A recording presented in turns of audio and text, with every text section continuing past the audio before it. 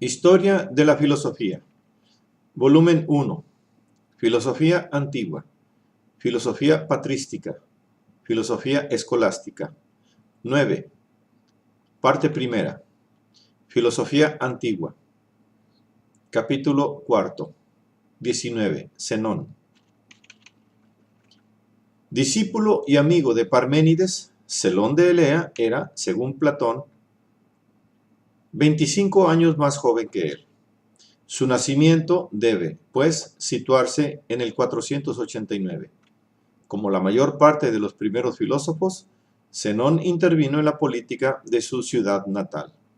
Parece que contribuyó al buen gobierno de Elea y que murió valientemente en la tortura por haber conspirado contra un tirano.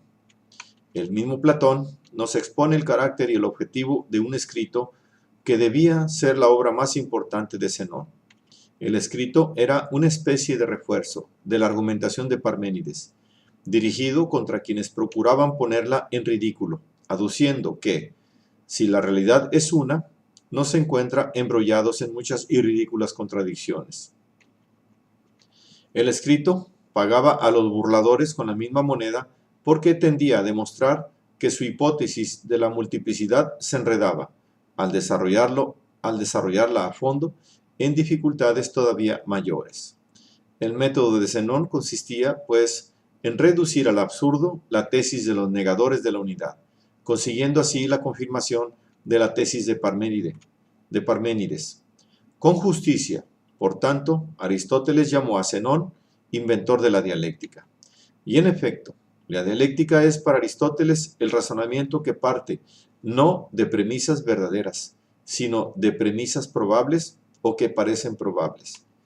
Y la tesis de las que parte Zenón para refutarlas precisamente parecen probables a los más.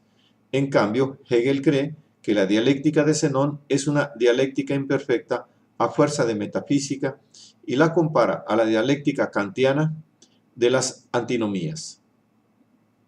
Zenón se habría servido de las antinomías para demostrar la falsedad de las apariencias sensibles y Kant para afirmar la verdad.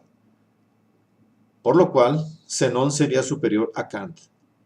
Los historiadores modernos se han preocupado por determinar contra quién iban dirigidos los alegatos de Zenón, y la mayoría ven en el pitagorismo el objeto de sus confutaciones, en cuanto que éste afirmaba la realidad del número, o sea, de lo múltiple.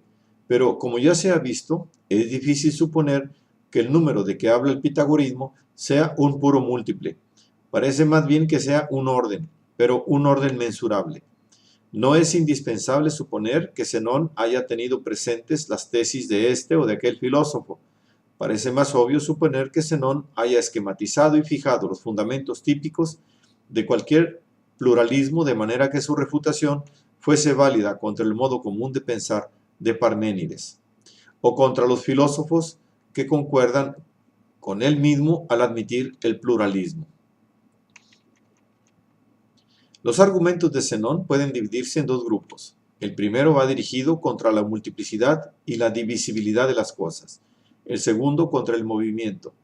Si las cosas son muchas, dice Zenón, su número es al mismo tiempo finito e infinito. Finito porque no pueden ser ni más ni menos que las que son. Infinito porque entre dos cosas habrá siempre una tercera. Y entre esta y las otras dos, otras más, y así sucesivamente.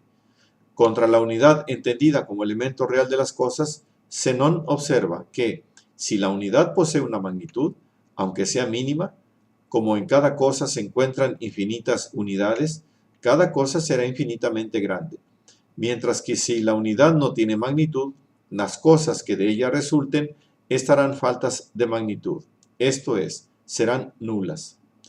El argumento es válido, evidentemente, contra la realidad de la magnitud, pero tampoco el espacio es real. Si todo está en el espacio a su vez deberá estar en otro espacio y así hasta el infinito. Esto es imposible y precisa convenir que nada está en el espacio. Contra la multiplicidad va dirigido también el otro argumento de que si un mollo de trigo hace ruido, Cuando cae, cada grano y cada partícula de grano habría de hacer ruido, lo cual no ocurre. La dificultad estriba aquí en entender cómo diversas cosas reunidas en un conjunto pueden producir un efecto que cada una de ellas separadamente no produce. Pero los argumentos más famosos de Zenón son los que formuló contra el movimiento, que nos han sido conservados por Aristóteles. El primero es el llamado de la dicotomía. Para ir de A a B, un móvil tiene que efectuar primero la mitad del trayecto AB, y antes aún la mitad de esta mitad, y así sucesivamente hasta el infinito, de tal manera que nunca llegará a B. El segundo argumento es el de Aquiles.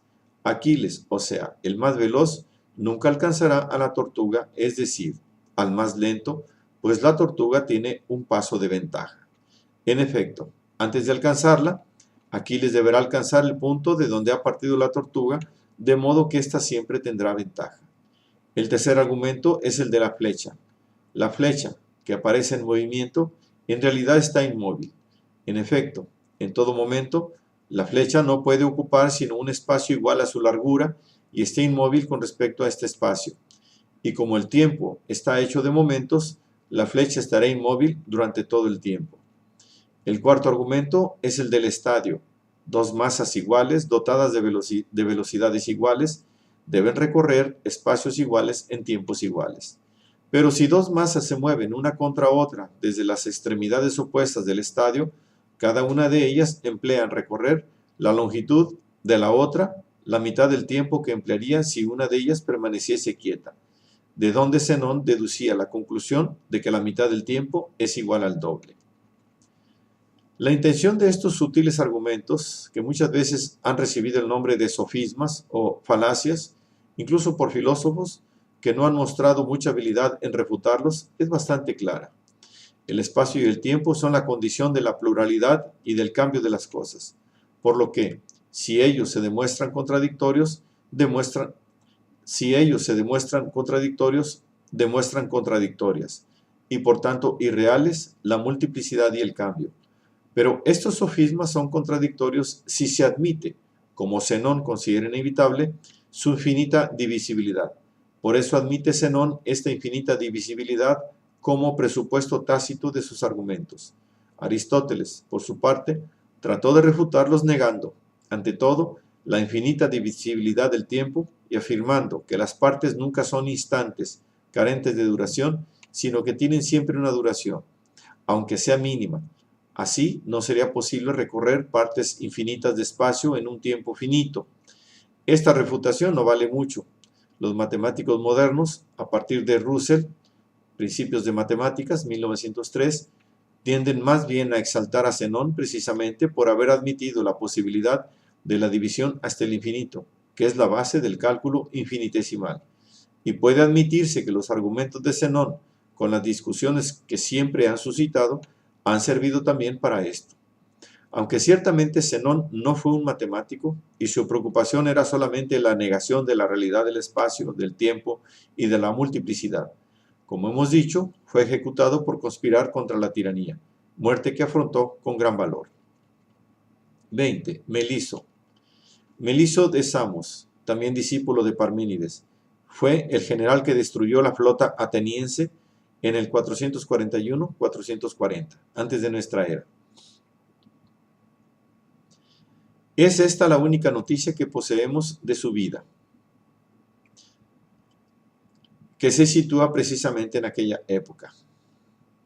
En un escrito en prosa sobre la naturaleza o sobre el ser, Meliso defendía polémicamente la doctrina de Parménides, especialmente contra Empédocles y Leucipo.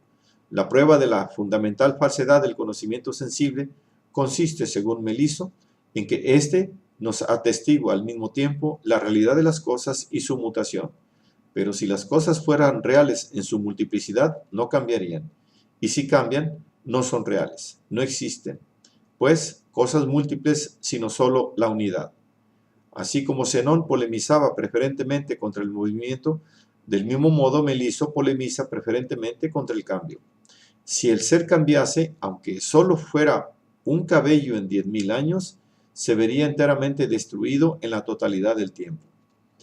En 2 puntos, sin embargo, Meliso modifica la doctrina de Parménides. Parménides concebía el ser como una totalidad finita e intemporal. El ser vive, según Parménides, solo en el ahora, como una totalidad simultánea, y es finito en su plenitud.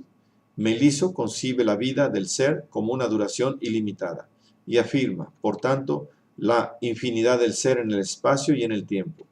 Entiende la eternidad del ser como infinidad de duración, como lo que siempre ha sido y siempre será, y por lo tanto no tiene principio ni fin. Consiguientemente, admite la infinita magnitud del ser, puesto que el ser es siempre, debe ser siempre de magnitud infinita. Esta modificación de una de las tesis fundamentales de Parménides, y tal vez la otra afirmación de Meliso, de que el ser está lleno y que el vacío no existe, sugirieron a Aristóteles la observación de que Parménides aludiese al uno según el concepto, Meliso según la materia.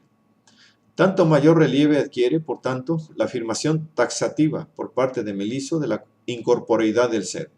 Sí, es precisa.